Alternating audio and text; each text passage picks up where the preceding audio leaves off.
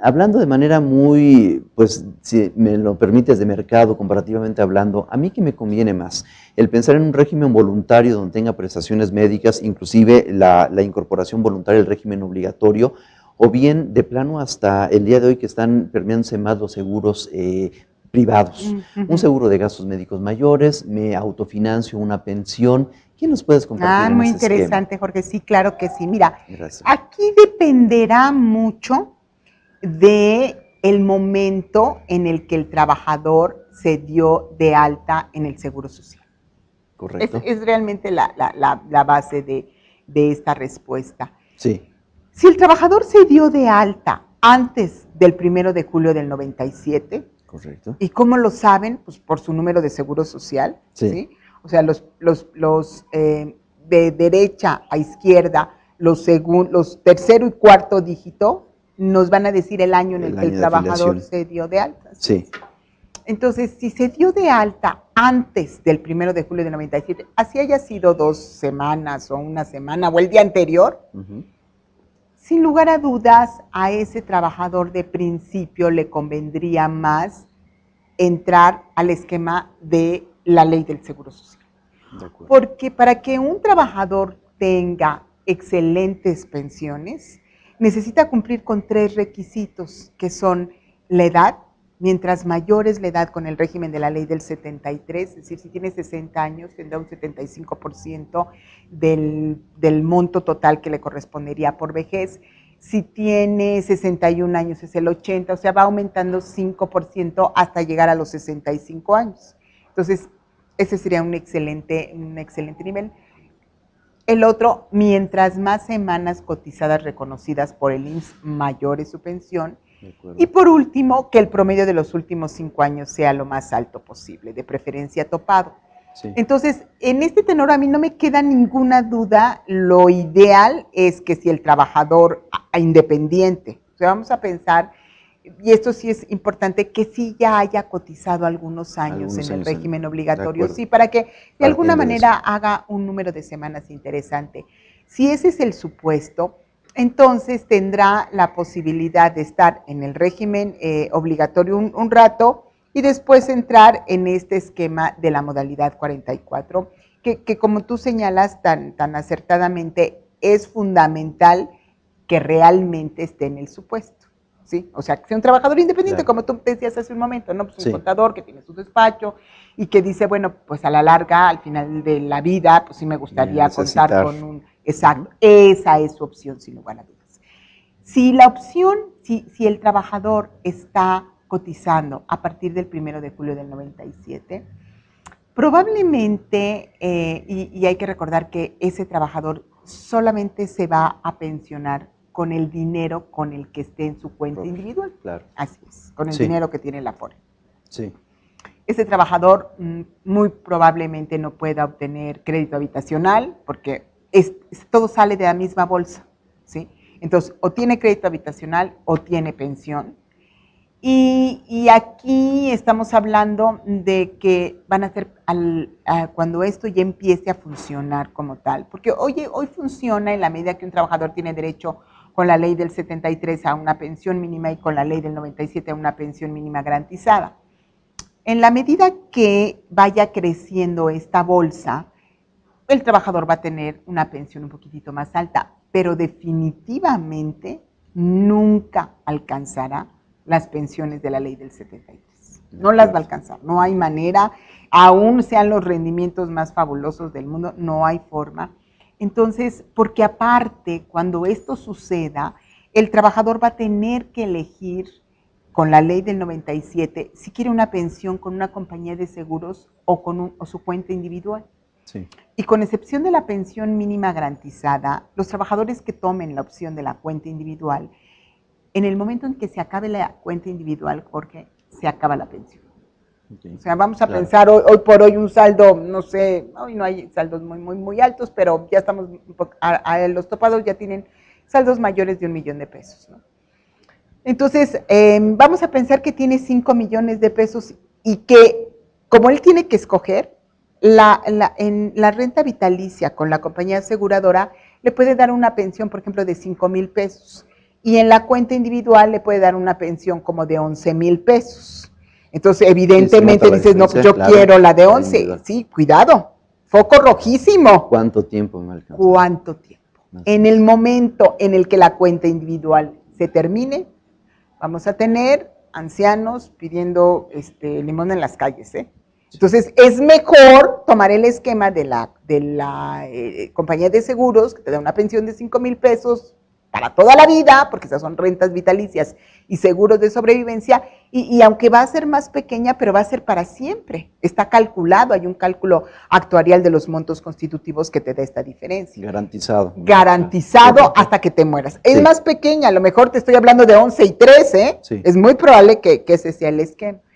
Entonces, para que sea esas cantidades, que te estoy hablando de cantidades enormes de pensión con la ley del 97, ¿qué es lo que se necesita? Pues que haya una aportación muy alta. Estamos hablando pues de ejecutivos que inclusive podrán pensionarse antes de los 60 años, pero son cantidades muy, muy, muy altas con las que tienen que aportar. Si no ese es el supuesto, definitivamente mi recomendación sería cotizar en la incorporación voluntaria para alcanzar la pensión hasta los 25 años y sí entrar en una compañía de seguros con un plan de pensiones privado. Sin lugar a dudas, esa es la mejor de las inversiones que podrían manejar, porque aquí va a tener una pensión chiquita, va a tener los servicios médicos. A mí me gustan los servicios médicos, definitivamente el tercer nivel del IMSS. Sí creo que no hay fortuna familiar que aguante una enfermedad terminal.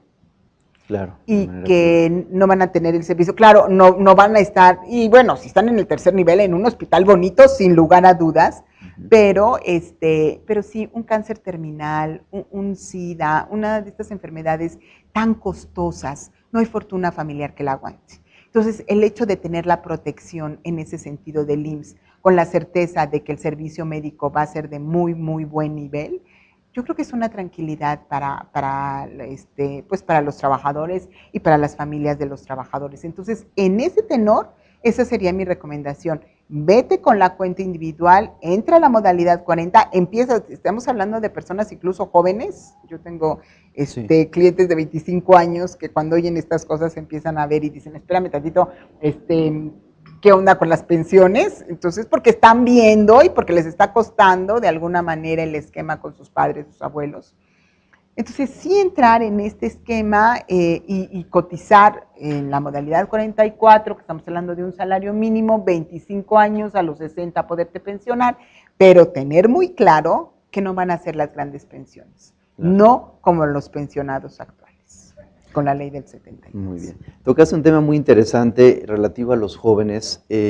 ¿Cuántas veces a cierta edad, cuando voy empezando una carrera universitaria y son mis primeros empleos, no me es tan interesante un régimen porque decimos, pues sí, ¿no? Tengo ahorita salud, a esa edad aparte nos creemos los superhumanos, ¿verdad? Que nunca me va a pasar nada, vemos la edad de la vejez muy lejana. Muy lejana. Y creo que es culturalmente interesante el hacerles ver que entre más rápido coticen, pues mejores derechos van a ir adquiriendo para una pensión y sobre todo siempre tener esa cobertura que en cualquier momento nos puede pasar. ¿Qué nos puedes comentar en ese sentido, Gloria? Sí, así es, Jorge. Yo pienso que además, mira, y lo que acabas de decir es muy importante y muy cierto. Estamos ante una situación de que éramos un país de gente joven. Y entonces todo el tema de la vejez pues era un tema que realmente no tenía relevancia. Yo he tenido la oportunidad de estar en Chile hablando de pensiones, de la ley del 97 y en Canadá y en Alemania. Y ahí este tema de la vejez es un tema, y sobre todo de las pensiones, muy importante para los jóvenes. Porque han visto cómo sus padres han vivido los años dorados con esas pensiones. Entonces, los planes de pensiones privados se han vuelto relevantes para ellos. Sí. Hoy por hoy, tú puedes entrar a una empresa donde te habla de planes de pensiones privados, maravilloso, y el joven dice, no, pues a mí yo prefiero el dinero, así es, porque si me va a permitir tener un coche más grande, sí, o una casa mejor, o viajar, o hoy por hoy lo estamos viendo mucho, esta nueva generación es la generación Einstein, así ha sido nombrada, porque es la generación que principalmente todo lo de la cibernética, son más listos, son más rápidos, más sociables, entonces están intensos, pero al mismo tiempo esa intensidad nos ha permitido ver cómo no les interesa ya tanto la estabilidad laboral. Prefieren otra serie de cosas que pueden ser más o menos importantes, no lo sé, pero distintas a lo que nuestra generación pretendía, ¿no? No tu generación, mi generación. Entonces, bueno, que estábamos pretendiendo una estabilidad. Nos gustaba ese esquema de la estabilidad y de la seguridad, ¿no? Hoy la nueva juventud laboral está teniendo otros intereses, ¿no? Y entonces no están pensando en ese periodo. Lamentablemente es la gente de 35 años hacia abajo que tiene que estar pensando ya en esto. O sea, no hay otra posibilidad porque en la medida que no hagan una cotización o un ahorro, como tú bien señalabas, en un plan de pensiones privado, vamos a llegar a tener en este país una crisis importantísima porque cada día, ¿qué es lo que pasó con la ley del 73? La ley del 73 tenía un sustento jurídico y actuarial basado en que la gente económicamente activa, cuando se pensionara, habría alguien que estuviera, así es, la generación de reemplazo, un soporte que estuviera trabajando y que estuviera generando esas cotizaciones. Y eso ya no se dio. Y eso ya no se da en IMSS, no se da en ISSSTE, no se da a nivel mundial, porque el esquema demográfico cambió. En 1970, por cada mujer había 7.8 hijos. No hay estadísticas de los hombres, por razones evidentes, pero las mujeres teníamos 7.8 hijos. Hoy ya no hay generación de reemplazo. Las chicas o ya no se quieren casar, o se casan y ya no quieren tener hijos, o si llegan a tener hijos, estamos hablando de un hijo por mujer, hoy por hoy, sobre todo en las grandes ciudades, ¿no? de la República Mexicana. Y entonces, porque la estadística da hoy 1.7 y el pedacito es sobre todo por todo lo que es pues, provincia y todo ese tipo de cosas. Pero las grandes ciudades estamos hablando de ninguno o uno máximo, ¿no? Sí. Después, en 1970, la gente, la esperanza de vida que está en las estadísticas era de 60 años. Entonces, pues llegaban a los 60 años para pensionarse y se morían, ¿no? Y no había mayor. Hoy, la esperanza de vida para los hombres el día de hoy es de 80 años en promedio y para las mujeres de 84. Entonces, si tú te pensionas a los 60 años, Jorge, pues 20 años nos vas a estar costando, porque hoy por hoy no hay dinero en el IMSS para las pensiones, quien paga las pensiones es el gobierno federal vía los impuestos. Entonces, bueno, pues ¿y qué está pasando? 80 años en promedio, pero si te cuidas y haces ejercicios y comes frutas y verduras y todo, pues claro, y duermes bien, vas a llegar a los 95 tranquilo y contento. Y bueno, esa situación ha hecho que, por supuesto, no hay el esquema legal de pensiones a nivel mundial, es que cada quien genere su propia pensión. No es sostenible. No es sostenible, no es, independientemente de que, bueno, se han robado el dinero, lo han utilizado en otra cosa, el IMSS no ha hecho reservas financieras, una serie de anomalías financieras que hoy por hoy pues están repercutiendo, pero el gran problema el día de hoy es que el trabajador, el nuevo trabajador, la gente que empezó a cotizar del 97 para acá, tiene que comprender que es responsable absoluto de su pensión y de su vejez. ¿Qué quiero decir con esto? Que finalmente es responsable del saldo que está generando para esa pensión, y en el sentido de que pues no me importa que no me inscriban al Seguro Social, no me importa tener plan de pensiones privado, bueno, no, después se va a acordar. Así es, Jorge. Muy bien. La otra que es también el tema de que integralmente tienes que cuidarte para ese periodo, ¿no? Y cuidar la relación, las redes sociales, no tanto las cibernéticas, sino las reales, pues las de todos los días, y también las otras también todo hay que cuidar, la relación con tu pareja, con tu familia, con todo, porque hoy por hoy estamos viendo gente que ya tiene todos los requisitos para pensionarse, que cuenta con los recursos económicos para hacerlo, y que no se quieren pensionar, sobre todo en el caso de los varones, pues porque se sienten como refrigeradores en medio de la sala. O sea, no hemos creado en México la cultura de el después del trabajo. Es decir, claro, si tú laboraste por 40 años y en eso estuviste y esa es tu vida y estudiaste, investigaste y todo, y de pronto, ¿qué va a pasar? Y ya tenemos que empezar a verlo. ¿Qué pasa con el siguiente periodo de vida?